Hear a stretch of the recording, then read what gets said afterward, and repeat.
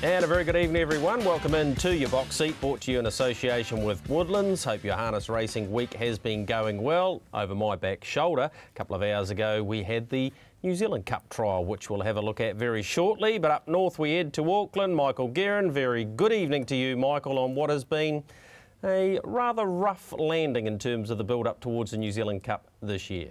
Evening, Grego. Big hi to you, my friend, and big hi to everybody around the country. I hope Melbourne Cup Day was pleasant to you, if not successful on the punt. And you're right, Grego, it's been an amazing build-up to the greatest harness race, I believe, in this part of the world, the New Zealand Cup. Next Tuesday at a different time, 5:12 next week, Greg. I have no idea what that is. This time last week, we were talking about Chicago Bull, who was the favourite being pulled out of the Cup, Greg. And we said, I wonder if there's any more twists in the tail. Well, the latest twist came with the new favourite being pulled out on Monday. A hoof abscess for Ultimate Machete, which means he'll miss the Cup next week and he's going to head to the free-for-all, the race he won last year. If, Greg, and it's only an if, he recovers in time. And Greg, I can't remember anything like what we've seen this year. This is him winning the free-for-all last year over two horses who are going to be there next Tuesday, Tiger Tara and Jack's Legend. But Greg, if you start back at the start of the year, we mentioned it last week, Vincent, Lazarus sold, Lenny the Shark retired, Jillaby Kung Fu, Heaven Rocks. It goes on and on and on.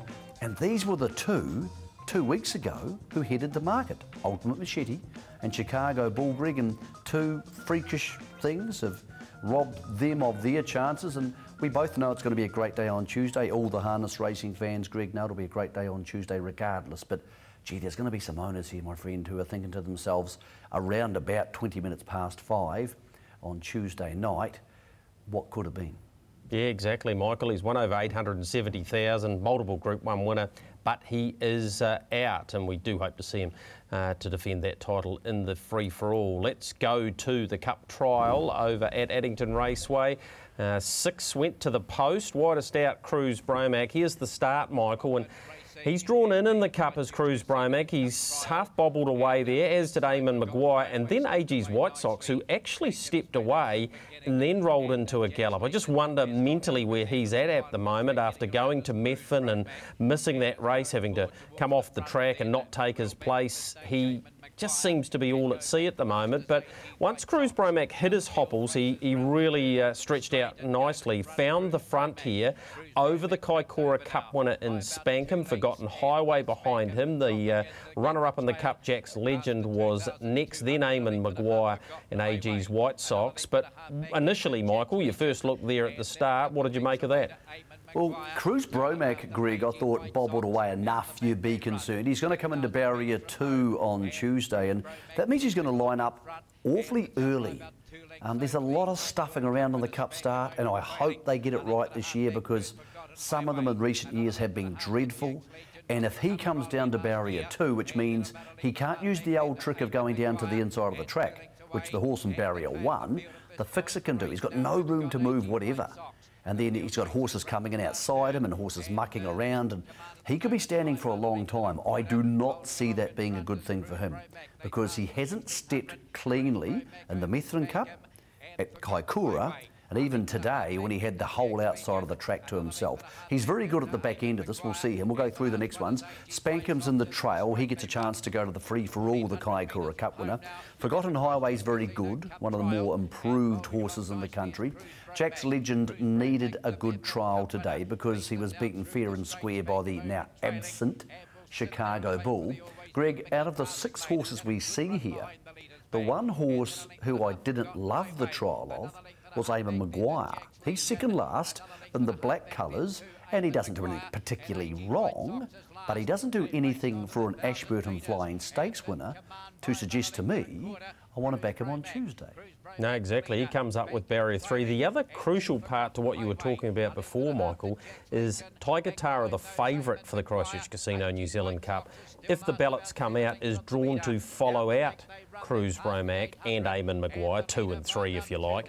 Therefore, what they do at the start may well dictate where he ends up over the first, say, 400 metres. We'll get Trevor Wilkes to bring them home here and then talk more about the Cup trial and hear from the Cup contenders post the trial as well. Sorted clear. Spankham trails the leader. A length and a half Forgotten Highway. Then Jack's Legend, followed Eamon Maguire, and 2 lengths away to AG's White Sox. The pace is quickening up now, and that's Cruise Bromac, and coming around Forgotten Highway. Moves up on the outside of the leader. Then on the inside, Spankham just waiting for the passing lane. Jack's Legend hops into the 1-1 as they turn the corner. Then on the inside, Eamon Maguire, and further back, AG's White Sox. The leader, Cruise Bromac. Spankham, and here's Forgotten Highway, and down the outside, Jack's Legend late, but getting there all right. Cruise Bromac in cruise control and down to the post, and Cruise Bromac has won the Cup trial. Second on the inside, I'd say Spankham. Very wide, Jack's Legend. Between those, Forgotten Highway, Eamon Maguire. So out of the trial, OK, Cruise Bromac, he's done what you'd hoped he'd do leading up there. And I don't believe, Michael, he's a leader either, but the best out of that trial by far for mine was Jack's Legend. In saying that, I spoke to Zach Butcher, we'll hear from in just a moment. He reckons he'd just come to the end of it right, probably 20 or 30 metres off the post, which I think's a good thing because that'll only bring him on again and whip it. He's the man who looks after the horse, said to me straight after it, could not have been more happy, along with Tukey, who will also be leading him in out onto the track. They're both through the roof with where he's at, so that's good signs for fans of the horse they call J-Dub. Look, he can clearly go a big race in the Cup. He did last year. He beat Tiger Tara home, and he finished second to Lazarus. That's almost as good as winning a normal Cup. I'm slightly different from you. I thought Cruise Bromac was the best trial. I thought he's not a leader. He held them relatively easily at the line. I liked what I saw. I like his lead-up form better, so therefore I'm more encouraged by a good trial. Spankham's irrelevant to this conversation for now. Next Friday, he'll become more relevant, I believe. I thought Jack's Legend was good. I think Zach and Barry both know they've got to drive him with a sit, maybe, in the Cup, Greg, to get the best of him. And that wide barrier draw means that sit's more than likely to be 3 wide at some stage, following, hopefully, the right horse. Eamon Maguire, got to ask you there, because he was disappointing at Kaikoura, and they put that down to the track, but you can't put it down to Eddington. I know it's only a trial, but he didn't seem to really run up and behind them. I would have preferred to see Blair Orange having a hold of him rather than tapping him up to not make any ground. OK, so let's hear from those who participated in the Cup trial with a chance in the big dance on Tuesday. Mark, the most pleasing thing was the start. Yeah, he bobbled a fraction, but didn't lose anything, Greg, and hit his straps and really got into top speed quick. So if he can do that in the Cup, he'll be handy. What about after that? He appeared to be cruising along and he held the others pretty comfortably. Yes, he did, yeah. No, he certainly gave me confidence today that if he got the right run in the Cup, he'd certainly be right there. Compare last year's Cup trial to that tonight. Look, he trialled real good last Cup year. I think I might have run him in 26.5 last year, but today's I clocked him home in 25.8. So, I don't think many of them will run much quicker than that. He's probably the only one to really peel ground off the winner, and we're really happy going into Cup Day. He looks super. Barry and Whip have done a great job with him. So, if things turn out our way and they go hard and we're off a quick speed, we'll be right in it. Sam, tell me what pleased you about that trial. The start to begin with, Greg, he stepped a treat really. He's drawn the outside on Tuesday, but I'm pretty happy with the draw, to be honest, and his run after that was very pleasing. Yeah, look, he really found the line, didn't he? And he's done that all season, so he should be going into this race with a fair amount of confidence that he can be in the top 4 or 5. Yeah, for sure. Like, he definitely deserves his crack at them, and he deserves to be there for sure. It's all going to be a little bit of luck on the day with most of them. It's a very even field, and we have an ounce of luck. He should be hopefully right there. First drive in this big race for you. You excited?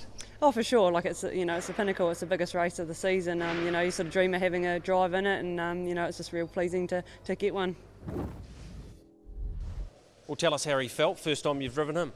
Yeah, he got a little keen through the run, Greg, but he's doing good work at the finish, and after the line was still strong. So that's a good aspect for the 2 mile. He wasn't as safely away as he normally is, but you've got a nice front row draw, so if he gets it right on Tuesday, then he'll be right in this. Yeah, for sure. He just scrambled away for a couple of 3 steps, but it's not too much concern. So if he gets an economical run on Tuesday, he's definitely a first 5 chance. Well, he did step away, didn't he, and then rolled into a can-can. Yeah, he did, Greg, which, once he hits his hobbles, he usually can get the top speed straight away. So, yeah, that's probably the disappointing part of the trial. Otherwise, he felt just as good as all the rest of them. We sprinted up straight and we all sort of finished in a heap. So, You know, he never lost any ground on him, but, you know, it's probably all he needed after, yeah.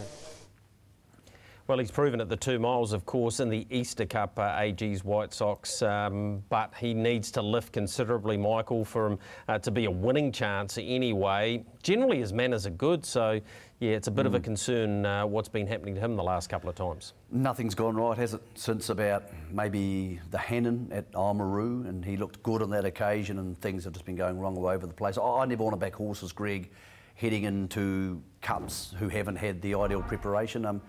I know it's easy to say that because the horse who won the Melbourne Cup yesterday, Cross Counter, actually had a setback 2 weeks ago, so you can't have hard and fast rules. But when it comes to New Zealand Cups, Greg, I think a lot of the lead-up racing we've seen, and this Cup trial's indicative of it, isn't that crucial because so many of the races have been slowly run and they've become sprint homes? And the one which wasn't was the race at Eddington a Friday ago, so yeah, last week. That was a truly run race, Greg, and that inspired me to think, okay, format of that race is going to stack up because the tough horses, I can't see them going slower than 3:55 for the 2 miles, Greg. Well, those horses, the Bettor's Delights, I think they love that, and if you go through those, the Fixer, obviously Dream About Me, Jack's Legend, Tiger Tara, Forgotten Highway. Well, 4 of those or 3 of those horses have already been Cup place getters or winners. And then you've got one who's by Falcon Sealster, Greg. Now, we don't have many Falcon Sealsters still floating around in open class in this part of the world, but Cruz Bromax, he's bred to be tough. And I reckon those horses will come to the fore and cop it. I'm not saying the Art Majors can't win 2 mile races because Vincent was very good winning the Auckland Cup last December 31, but I still think there's doubts over the absolute stamina ratings of Eamon Maguire, Star Galleria, Greg, those type of horses, and there's a few concerns around some of the other horses just with manners and that sort of thing. I think the market, Greg, is wrong. The market, the TAB here, and we're not supposed to talk about offshore markets, but I'm going to have to because I can't make this point strongly enough. Our TAB have Tiger Tara around about 3.8 after drawing the second line, Greg, and we'll show you shortly his second line stats and the second line stats of the New Zealand Cup. But offshore, Greg, the Australian TAB, who we're sort of in a partnership with, of course, we have commingled pools with them, Greg, they have them $7. That's a ginormous discrepancy, $7 versus $3.80, and they have Dream About Me $3.20. So these are the Australians who you think would be biased towards Tiger Tara. We've both spoken to trainer Kevin Pizzuto today, Greg. He is filthy on the draw, and even more filthy on the fact that he follows out Cruz Bromax. The $3.80 is absolute poison. You absolutely can't touch that. Somebody asked me today what I think he'll start. I think it'll be between $5.80 and $6, Greg, only because the tote pool's commingled and he'll take quite a bit of Australian money, but there's no chance on God's earth he'll start $3.80. No. Have to agree with you there. We'll get to that market very shortly. Let's go to the Fixer's performance. Back in winning form. Of course, we saw him in the National Handicap, followed up by the Morris Holmes. Here he gets to the outside of a very brave Lockerburn. Big finishes again from Ultra Orlando, and the preparation of Dream About Me for the Cup has been, well, ideal, many would suggest, but this was the Fixer and the reason why Natalie Rasmussen has chosen her Cup drive. Dream About Me, it's the Fixer in front, and the Fixer won at half a length. The Fixer has beaten Dream About Me and Outer Orlando. Better Joy ran fourth. Well, Natalie, it hasn't been an ideal preparation in terms of the Cup. He needed a good hit out tonight, and he's got exactly that. Oh, he did, Greg. Look, he trialled up pretty good last Wednesday, and he's worked good since, but, you know, there's nothing like race hardness and fitness, and I just know now with 10 days, you know, he'll improve that much again. So I'm pretty confident with him now that he's where we need him. Like I sort of want to drive him myself tonight to see, is he or isn't he ready? I think he put his hand up and said, you know, he's ready. Does that make your decision any easier, or is it still a wee way off till you decide who you drive in the Cup? No, I'll just see how he pulls up. If he pulls up really good, I'd stick with him. Just because I know how genuine he is, and he's a genuine 2 mile horse. The quicker they go for him, the better. And he does step good, he's good and safe. So, and the other pair, I do believe, you'd have to capitalise on someone else's bad luck. You wouldn't probably be too keen to make a mid-race move just in case they got too aggressive. But this guy, you could drive him as you see fit. You could put him into any spot and you know he'd just fall asleep. He's a pretty good horse, Michael. He's only had the 15 starts, winning 9 of those. He's performed at the Cup Carnival in the past, albeit down in grade. He comes up with barrier 1 on Tuesday, as you've said, at 5.12, and yeah, he's a bona fide each way chance, but you can leave me out of the $4.20. That's really short, isn't it? I think he might start favourite. I really do. I reckon there's going to be a real groundswell towards him and Dream About Me, Greg. I think people are going to want to back Perd and Rasmussen horses. They tend to love backing them. They win an awful lot of races. People are used to their colours. I think the Fix is a horse whose form line looks very impressive. Last start winner. He's going to be the first horse in the book, Greg, which for a lot of people who are just having a punt for the sake of having a punt and aren't particularly harness racing fans. Natalie Rasmussen always attracts money. There's lots of reasons, Greg. I reckon he'll go close to starting favourite. I think he might start second favourite behind Dream About Me.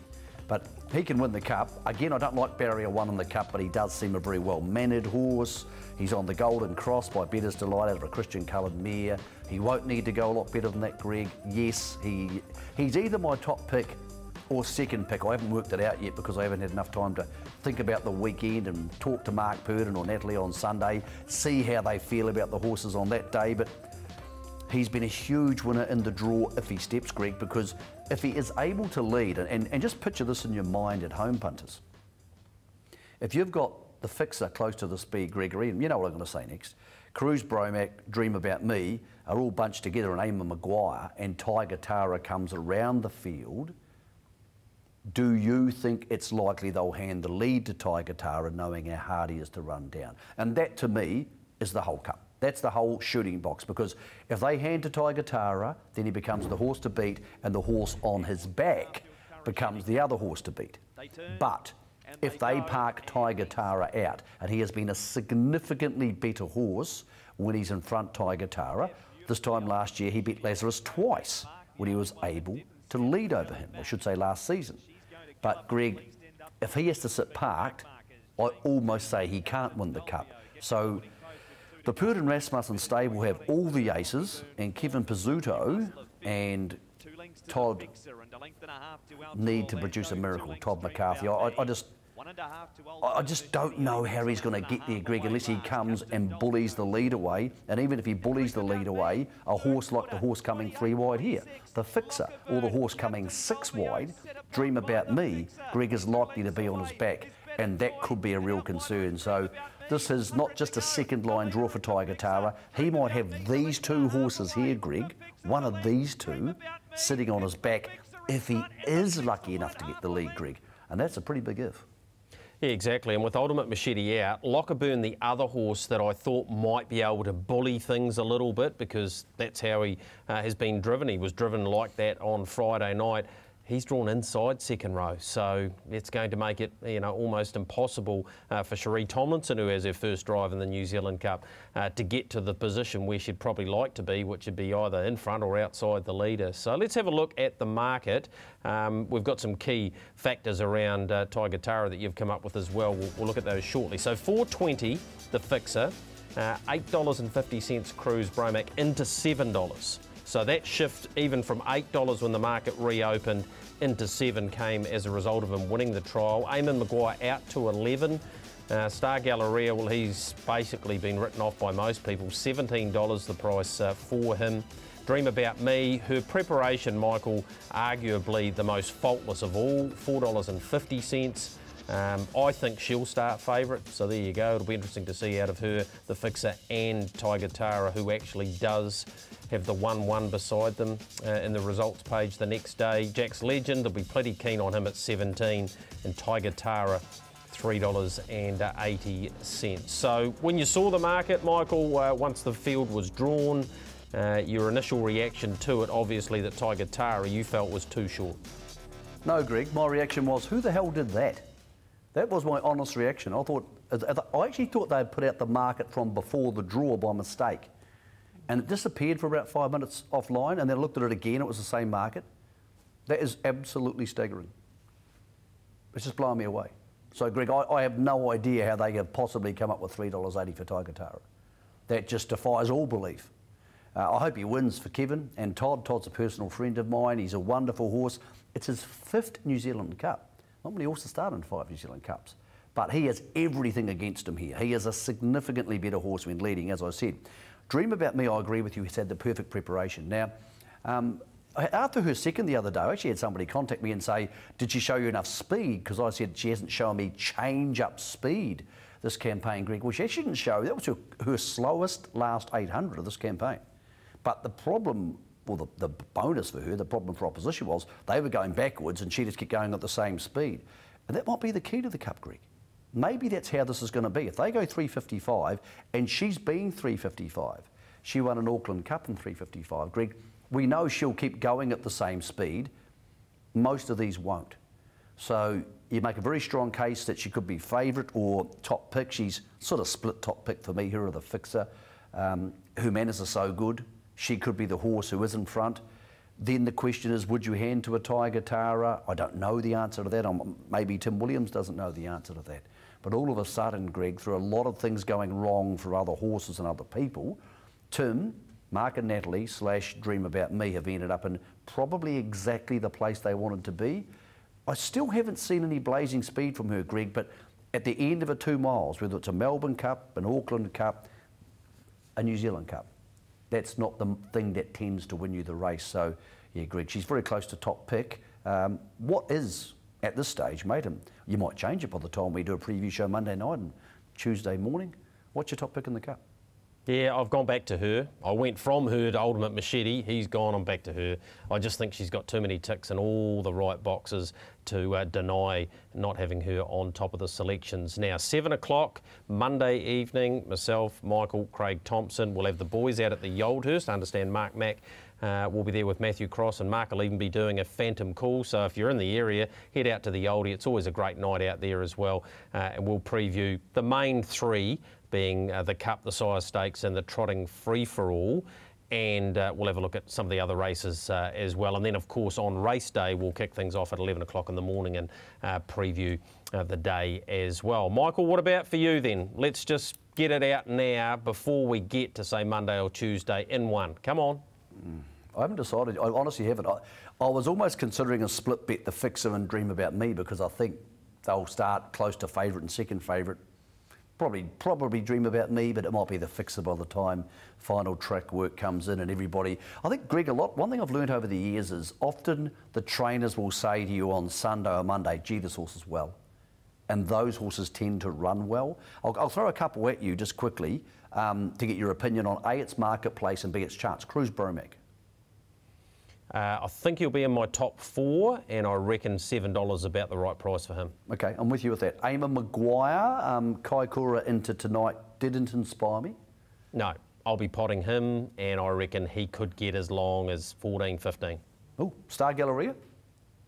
Not on his preparation, can't have him, should be 25 to 1. Okay, Jack's Legend. I thought he's heading in the right direction. He hasn't shown me enough to say he's just going to storm straight over top of them, win the Cup, but horses who have previous Cup-placed form often back up and do it again, Greg. Yeah, I can see him being in the finish. He's borderline making my top 4, and I might even at a push put him in. I think he's the best value at this stage building into the Cup. Okay, Tiger Tara, because Tiger Tara is the Cup favourite as we're sitting here. Trust me, punters, he will not be on Tuesday. But where do you see him in your mix? If he'd drawn the front row, I'm pretty sure I would have picked him on top.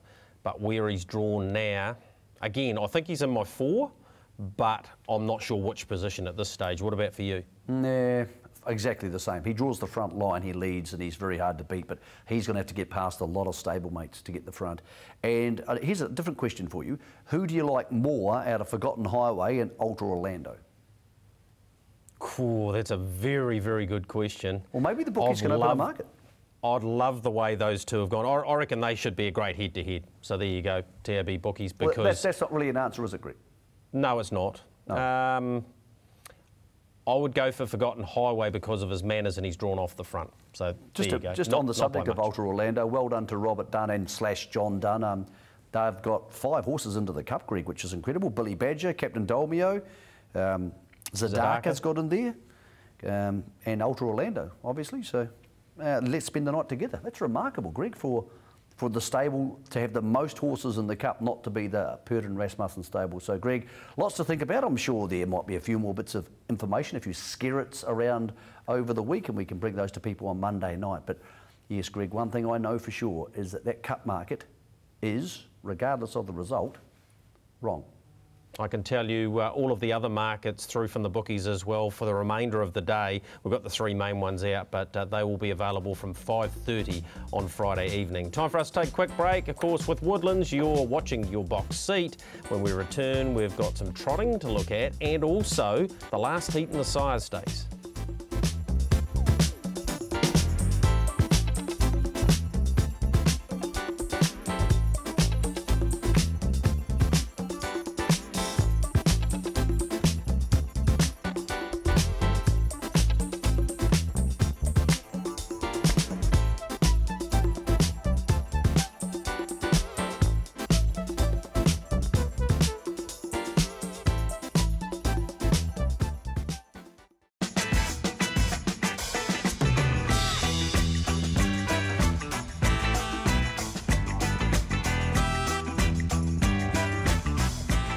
McMillon Equine Feed Sire Stakes Heat number 5 held at Eddington Raceway on Friday night. The last chance to qualify for the big grand final, and a better act being driven by Natalie Rasmussen gets widest out here, Michael, and really charges home. And what was a blanket finish, the horse that probably should have won it, Jesse Duke, disappointing again.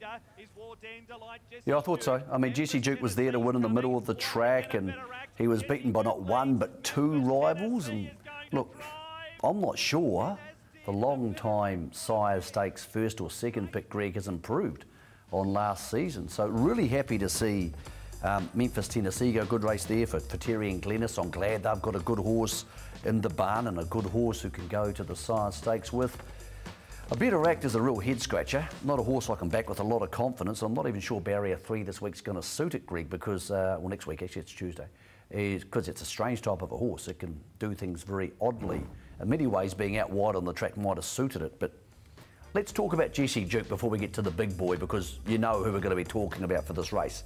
Jesse Duke, I thought it was all right he got beaten fresh up, because he's quite a thick horse. Getting beaten fresh up's no big deal. Looking at this, Greg, I'm not sure he's improved from his 2-year-old season. I'm not convinced either. He has qualified, obviously, with his 2 placings. A better act will be driven by Ricky May, so I think he'll suit this horse, and it's drawn to the inside of Jesse Duke. But let's get the reaction of those placed out of the last heat in the Sire Stakes. Well, the race was set up for a swooper, and he's only just got there.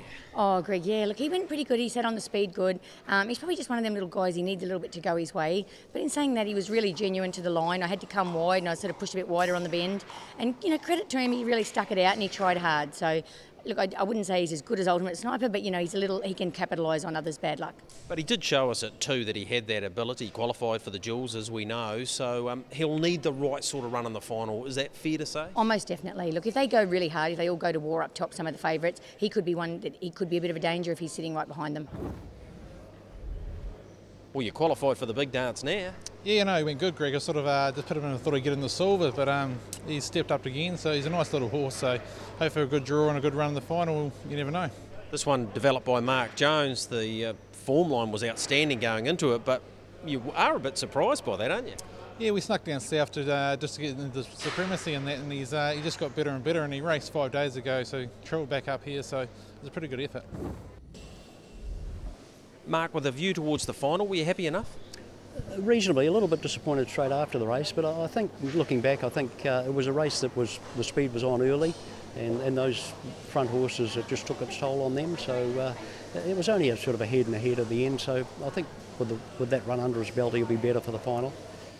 And he's come up with a beautiful draw as well. Of course, a better act had won the Group 2 Diamond Creek Farm Classic down south, but away from the Sire Stakes heat, there was effectively one of their own in their own grade, and Ultimate Sniper took this out. This was a cracking contest. We've got Major Trojan, who came around and really dealt to Ultimate Sniper during the run and has been very brave, kept on kicking there, but too strong in the end. Ultimate Sniper. We'll hear from Natalie Rasmussen straight off the back of this. On Speeches Silver and Major Trojan Eisenberg to fight out third, but Ultimate Sniper, there's a win, has beaten home Speeches Silver. Natalie, tonight we were trying to find out if he had a bottom to him, Ultimate Sniper. I think we just did. Yeah, Greg, look, he worked super through the week. He was up for a good hit out tonight and have to get in a bit of a dogfight, I thought, just for his hardness and that going into Cup Day, because, you know, knowing that size takes Cup Day, it's never an easy trip for them. And I think he proved tonight, you know, he gained a bit of respect and, you know, I should be able to drive him pretty confident Cup Day. Yeah, very good performance from the winner, as it was from Major Trojan. He showed us that his form up north was very good, Michael, but I thought he was outstanding. Unfortunately for him and Gary Hall Jr., he's come up with the outside of the second row again. Yep, no fun in the barrier draws for him. Ultimate Snipers ended up in the same draw as Tiger Tara in the Cup. 2 on the second line, but it's a vastly different proposition.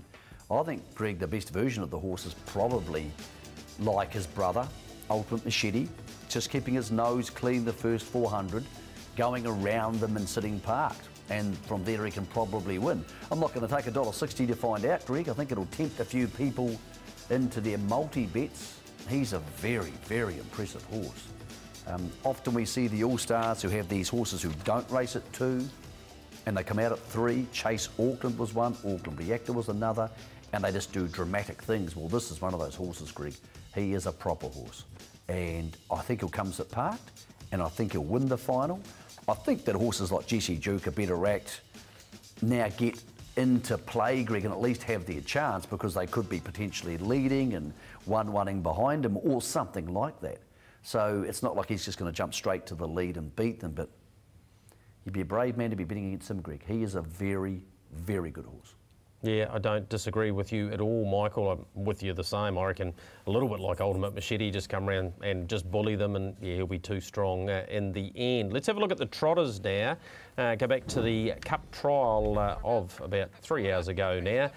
Of special note here, we're looking at Winterfell winning the race, goes back into a race that he should be more than competitive in. Speeding Spur hooking off the wheel there of Harriet of Mott, everybody knows, directly behind those, and Le Monde in the green colours through the middle, but Winterfell was pretty comfortable in the end. McMillon getting through on the inside there. Prez the Bell wasn't far away either, but Winterfell gets into a really good race for him. He's not quite there yet. He's in race number 3. What Mark says about him should interest punters who want to get involved in that. Let's go and have a listen to what Mark had to say about him.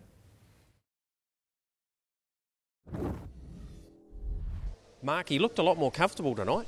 Yeah, dropping class 2 made him look a little bit better, Greg. He's got the ability, but he just mentally is just taking time to mature.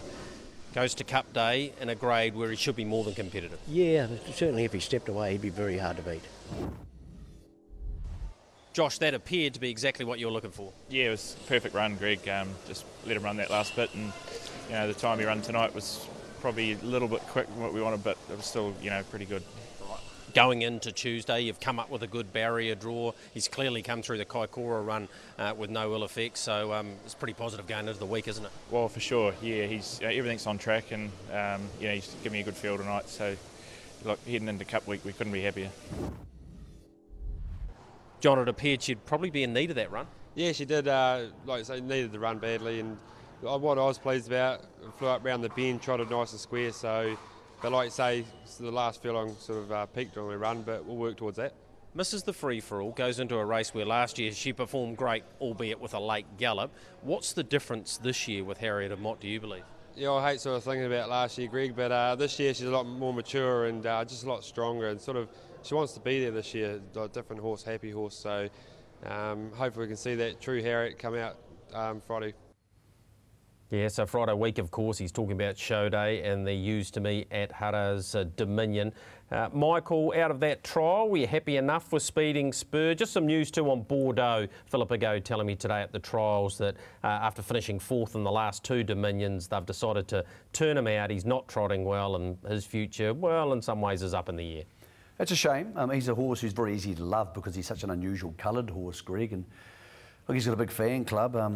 A few of them around, though, who have had a few setbacks this campaign, and no more so than Mon Bay. Before we get to the specifics of this race, Greg, I'm disappointed by this. This is a $100,000 race, and a heap of people have decided to miss it. Now, how they train their horses is their business. It's got nothing to do with me. I'm not sure if the horse can cop it, but we've got a Group 1 and then a Group 1 3 days later, and one is bastardising the other. Simple as that. I mean, we've got no Marquis, no Harriet Mott, no Great Things Happen, no Temporale. There's probably more. So, gee, Greg, I'm not sure what we can do about it, whether this needs to go on the first day and the sprint on the second day, or the Dominion the first day, but they just opened the race up beautifully for Speeding Spur, and that's good because he's one of my favourites, and I think he's got the gate speed to go forward. The question of the race for me will be whether Lamond and Maurice McKendry are happy to take a sit on him, and Greg, I think they would be. I think it's a perfect chance for Lamond, who I thought was pretty good in that trial, to dash up the inside and maybe beat him. He can't out-tough Speeding Spur, so I can see them being lead trail, the Northerners. Woodstone's a very good horse, but is he good enough to give them a start and a beating? I doubt that very much. What do you make of it, my friend? Like, what do you make of the fact that this is sort of the 3rd most important trotting race in the country, equal with the National Trot and maybe the Trot Championships, and 4 or 5 of the best horses in the country who are fit enough to be here aren't here? How do we fix that? Yeah, well, it's disappointing, and I know Brian Rabbitt's disappointed as well, as are the Eddington officials, but they have to change something because it's an ongoing problem. Ronald J, he's not there either, is he? So, and he's actually part owned by the CEO of the joint, so there's just something not quite right there. Are you thinking it's the mobile factor? So obviously standing start for the Dominion next Friday, which is 300k. So they don't want to go to a mobile and rev the horse up and then have it go to a standing start, because obviously you could go to 2,600 metre standing start, but then you've got 2,600 standing start, 3-2 standing start, which is an awful lot of racing. That's 6,800 metres of racing at breakneck speed, sorry, 5,800 in 3 days. So that doesn't work either. I think you swap them back. Put the Dominion on Cup Day and put the free-for-all on free-for-all day with the paces and make them both free-for-all this degree. Make it free-for-all day. Yep. What's wrong with that? It's just not working. There's something which has just gone wrong with this, and it's no one's. It's not the club's fault. I think Greg, it's speed. They go so fast in these races these days that most horses can't. And even Mon Bay, when he won the Dominion 2 years ago, we haven't seen him since. We haven't seen him since he won these 2 races back to back in national record time. I just think, Greg, the paces.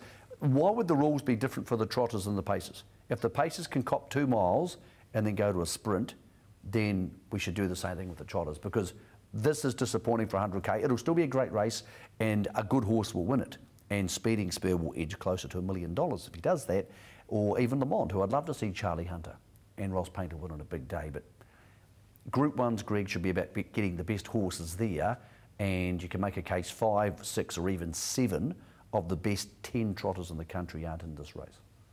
No argument there at all, and it's food for thought for the Eddington officials. Let's have a look at Woodstone, one of the horses that is going around. Now, he had a gallop in the last mobile race he was in, which was the Trotting Flying Mile at Ashburn, but it wasn't all his fault. He didn't have a gallop here, Michael. He dead set bolted in. He beat a decent field.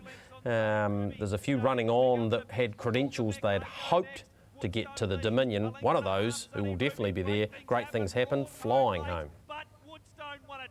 Woodstone from a photo. Yeah, look, I thought he was excellent. Michael. Sorry, Greg, I thought he was excellent, to be honest. And look, he's come a long way. He's improved enormously with that winter racing he had at last campaign. So, look, he was good. Great Things Happen was excellent, although he's still got that strange trotting action. But I think Gavin Smith will be happy with what he felt there and the fact that he's heading to a Dominion. He's a horse I thought would have gone to the free-for-all, a race he won last year. So, look, Greg, he's a good horse. Put him at barrier 1, 2 or 3, he might have been $5 for this race. out there at barrier 8, he's probably going to be $10 and probably deserves to be, but he's a horse for the future, no doubt about that. Benchmark actually decked Great Things Happen about 600 metres from home, so that made that performance even more impressive. Let's have a look at the Used to Me Hara's Dominion Trot mark at $5 Speeding Spur. If what we think will probably happen on Tuesday, he'll start shorter than that, I would have thought, Michael. Great Things Happen, $6 for him. Harriet of Mott, straight into the Dominion. I reckon she'll probably pay 7 or 8 on the day. Mark Cooler, of course, missing the free-for-all, $6 the price for him. And Temporale we won't see until Friday week either. So, yeah, I'm not totally convinced that Speeding Spur, well, I am, sorry, I'm totally convinced Speeding Spur is probably over the odds at this stage. Look, it's going to be, it's his race to lose. I think Le Mans might have a shot at him at 480 up the inside, you know, just having a dab up and getting him in the passing lane, because that's the way Le Mans races best, on the speed. He can be a bit of a trick, but gee, Charlie Hunter back at Eddington, that'd be a great story, of course. It all but ended his driving career, that amazing crash in, I think, the 1983 Derby, was it, Greg? It was an awfully long time ago. I'm not even sure you were born then, Greg. But 84. 84, was it? There you go. A hell of a long time ago. So look, that was the race. We had 9 horses piled up, and Charlie was at the bottom of that pile up, driving, I think, Tucker's Rule. And Roydon Glen, who ended up being the sire of Lyell Creek, without putting it too bluntly, Greg tried to kick Charlie's head in. So, yeah, Charlie wouldn't have been to Eddington a lot of times with horses since then. Obviously, Sovereignty went down there, but Le Mans gets his chance in a Group 1 this week, and he's an immensely popular guy, is Charlie Hunter, as is Ross Painter, the young guy who trains the horse. And I think that would be a popular victory, but so too would Speeding Spur, of course, for the All Black captain, Kieran Reid's in that one. So he's got a pretty big week coming up. Greg might beat the English on Sunday morning and maybe tune in from England on wherever he's going to be on what'll be Monday night there, Tuesday morning, to see if his horse can win the New Zealand Trotting Free-for-all. Yeah, pretty cool, with the Dominion 3 days later. Massive week it is for Addington Raceway. CEO Peter Jensen, we did have an opportunity to catch up with him Friday with some important information, particularly around owners and what's available for them. Peter, Cup number 2 for you. I'm picking us a little bit more real this time, man. It certainly is, Greg, and I'm really excited about my second Cup. Last year I only been here a month, so it was all pretty rushed, but this year been into it for the whole 12 months and really looking forward to it. Let's talk about the build-up. It hasn't been ideal. Losing Chicago Bulls, probably the headline act, if you like, but it's a deep, deep race this year. Yeah, look, we're really excited. We still had 25 horses in right through to the end, so really even field, pretty hard to pick a winner. And if you have a look at yourself, Mick, and others trying to pick a winner, I don't think we can agree. So I think that's going to say that we've got a good betting race on the day, and it should be a great race for everybody. Well, it's the 115th edition. It'll be a great race for sure. A couple of other key races, 3-year-old sire stakes, a lot of depth there. Even more so the Used to Me Hara's Dominion on show day. So a race that you'll be a little bit more interested in than normal, I would think. Yeah, look, really excited to have Ronald J back in form. Paul done a fantastic job, as he does. But again, 30-odd horses in contention for the Dominion. Be a great race, as will the free-for-all on Cup Day. Right, let's talk about then some of the key things, particularly around owners, ticketing, that sort of stuff, because it can get quite stressful around this time of year. It does, and there's been some changes this year, so we're really keen just to make sure that people are aware. So the ticketing has been done on a per owner basis rather than on a per horse basis this year, and we will be emailing tickets out for people to print or to bring on their phone on the day. They'll be able to pick up their owner's tags once they're on course, but really important that you've got your email address in the HRNZ system so we can get tickets through to you. What about ticketing overall? How's the uptake been at this stage, and what do people need to do? What's the best way for them to get their tickets for the big day? So the best place is to go to eddington.co.nz. We've still got a few tickets available on the Lindau lawn and just very few hospitality-wise, but sales have been really strong this year.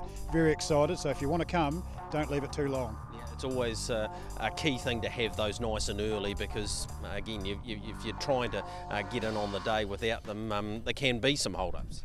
There will be, and look, I just wanted to mention also that our opening times are a little later this year, so we'll be open from 9:30 for members rather than 8:30 previously, and from 10:30 for the public. So just encourage people, get along. That's still almost 2 hours before the first race, but don't get here too early. really appreciate you giving us an update on that. Good luck to you and the staff. It's a huge operational logistics-wise, so good luck to everyone involved, and I'm sure that it'll be another great carnival. Yeah, looking forward to it. The build-up's been fantastic with Ashburton, Kaikoura, and our team's really excited, so looking forward to it and look forward to seeing you on the day.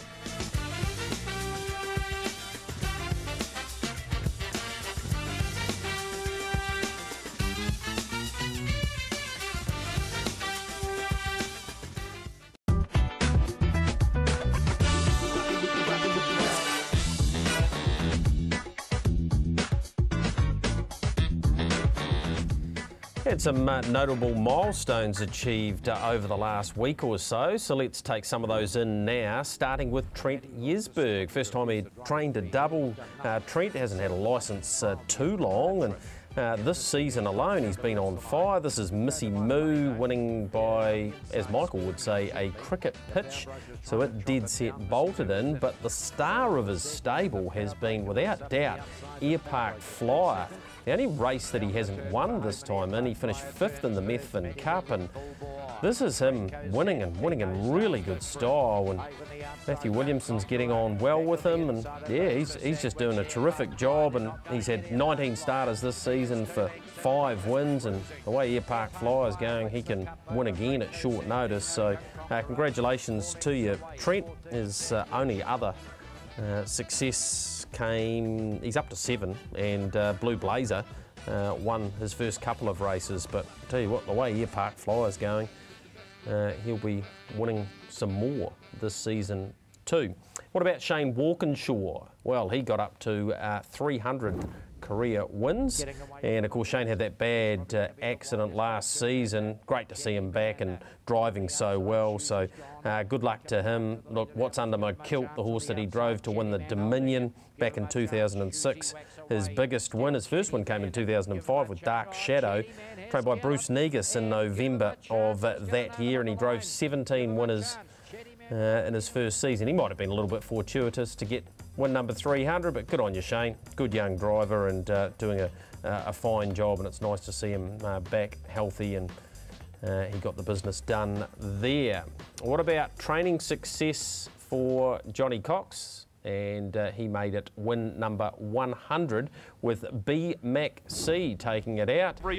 He's had a pretty lean run of it this season, has Coxie, but he trained 50-odd winners with training partner at that stage down south, and now he's doing the business himself, and yeah, he's got himself up to 100 wins. He trained with Tim Butt last season. Amber Hoffman was his training partner out of their Dunedin base, so yeah, he gets up to 100 wins, and it's always good to acknowledge those milestones. Only a little horse, BMacC, but those colours are so famous, Michael. It's good to see them carrying on, and yeah, he's a pretty handy sort of horseman, Johnny Cox, and he's used by the All-Stars to drive for them as well, so that's an indication of his talent sitting in the bike. They're the David Moss colours, Gregory, is that correct? Yes, they are. Yes, they are. One of my favourite horses, and it's ironic we saw Missy Moon by 31 lengths, because I think David Moss holds the record for the largest winning margin I've ever seen on a racetrack. I think won by 41 lengths one day at Invercargill, or something enormously ridiculous, and went on, of course, to be a tremendous horse. Lots of good horse people there. The BMac story is interesting. BMacC, whatever he's called. He's the horse who nearly died a couple of times, I think, Greg. Is a very young horse, and they put a lot of effort into getting him back. And, you know, you do hear of Melbourne Cups and Godolphins and all the big, massive stables these days, Greg, but for some people, all those hours spent in the paddocks or the boxes with those little runts who are sick and weak ones, and sometimes they mean just as much, Greg. It's not worth as much, but you know yourself, you've got horses on the property, and sometimes you get attached to some more than others, and some are just little battlers in life, and he might be one of those, but it's a pretty cool story.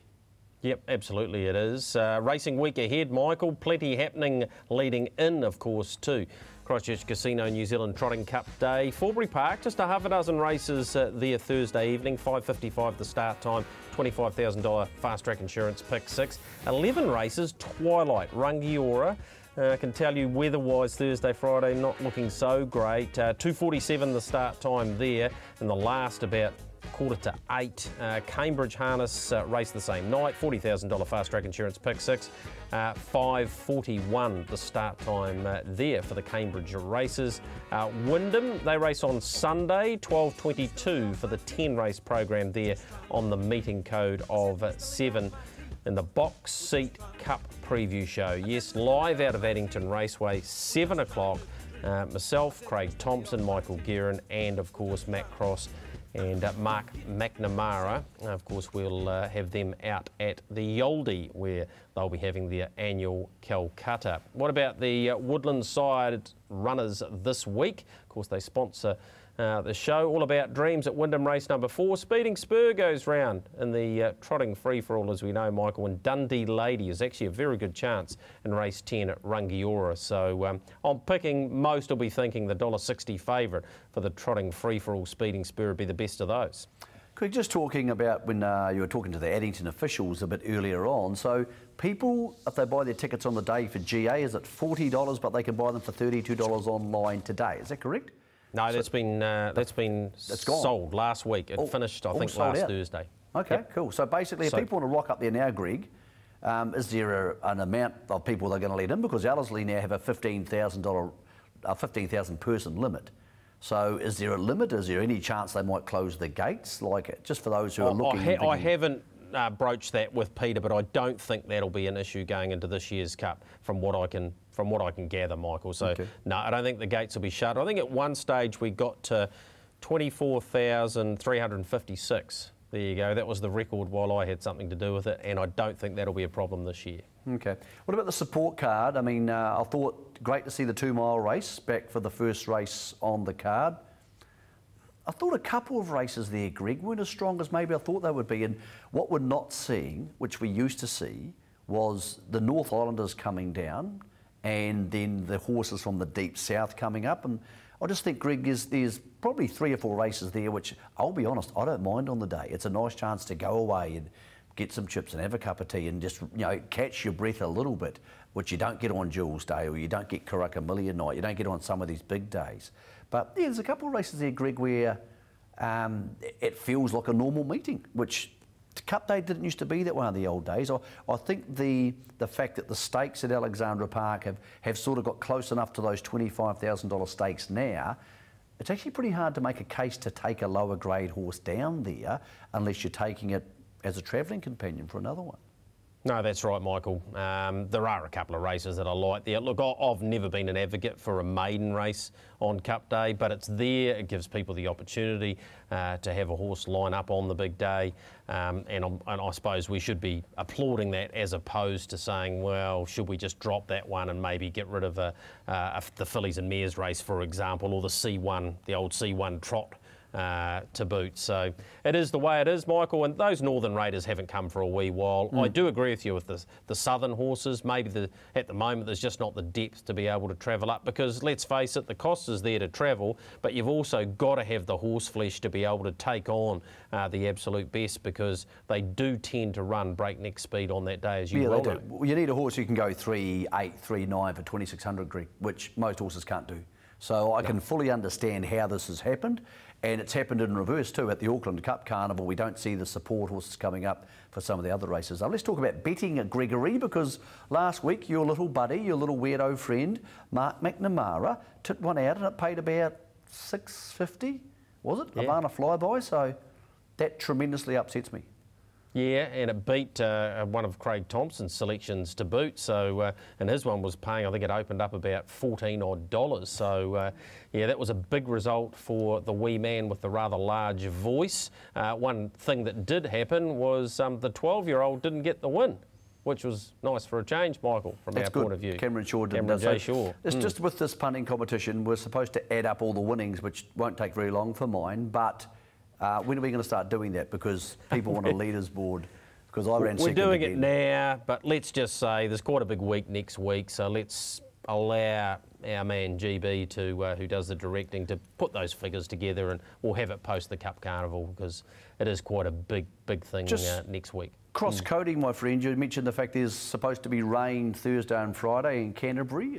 It's obviously 2000 Guineas Day. It's a major race. It's a classic. Coming out of Riccarton on Saturday. Is this something, you know the tracks there better than most people, you're expecting, if the expected rain comes, to be a factor? Because those markets are open and people want to play. They don't care if they're backing a trotter or a galloper if it's going to win. How do you see that affecting things? Because that would seem to be an issue. Quite severely, Michael. It's supposed to be heavy rain. So if you are thinking about punting at Riccarton on Saturday, I don't want to put you off doing that, but start thinking about, well, at least slow track form anyway. What about the bets for this week, Michael? I've gone with Turn It Up. I think he'll win at Eddington on Tuesday. He was very good in trialling today. Behind All You Need Is Faith. There was nothing wrong with its run either. Michael, you with Power Dreaming at Cambridge? Yeah, I think he comes into the right race. I think he just comes into the right race, and the wide barrier draw doesn't concern me too much. Matt Cross has gone for James Dean, who could have been in the Cup at Wyndham. Well, he's on the ballot, isn't he? Yeah, he is. Then My Nan's Got No Teeth for Mark McNamara. Only a cooler could love a horse like that. Rockabilly Blues for Craig at Wyndham. The Batmobile was a debutant for Aaron White. Cambridge Friday night this week as opposed to Thursday night. Cameron Shaw's gone for Parker, who falls into an easier race than the race it contested at Alexander Park last week. Run Boy Run for Stacey Markham from Woodlands at Wyndham. And Errol Rich, who got a winner last week, well done to you, Errol, has Having the Faith at Eddington. So, Gregor, we're getting closer. It's been one of the more unusual Cup build-ups I can possibly think of. I'm just hoping now there's no more weird things to happen between now and Tuesday, because I like the Cup field. I think it stacks up relatively evenly. I think the Australians will buy into Tiger Tar, and that's important for the turnover. Of course, Kyverley Blue is here as well. And Major Trojan is going to be heading to WA. So they'll be watching, Greg, which means they'll be betting, which is worth a lot of money to us. But I wouldn't want to see too many more strange things happen in the next couple of days. No, a little bit of smooth sailing from now on. That horse I was trying to think of, Tack Maggie, opened at $14, so the whale would have blown us out of the water if it had got home. But Ivana Flyby and the wee man did get the business done there. Michael, Monday night will be a very important show. We'll have a whole lot of information from as many stables as we possibly can to help people on the punt, because you know, it's a huge day betting wise, the biggest turnover day on and off course of any code in the country each and every year. The one thing I would say to punters, Greg, is this: don't get carried away with the markets. The markets will come out, I don't know, maybe Friday, maybe Saturday. No, 5:30 Friday night. Yeah, well, if they do come out, then, Greg, people want to jump in. The pools are so big and they are commingled, and they get really big on Tuesday, Greg. The place dividends in particular will be very big, so people shouldn't get carried away jumping into these fixed odds. Just wait. By Monday night, the bookies have to start pushing them out. So I know you're all excited, like I am, and you want to get rushing into things, but Greg, the best punting advice I can give is don't be going crazy on the early markets, particularly this crazy one for the New Zealand Cup. Thanks for your input tonight. That's been your box seat with Woodlands, of course. We'll see you Monday night, 7 o'clock, live as we build towards the greatest day in Australasian harness racing, Christchurch Casino New Zealand Cup Day.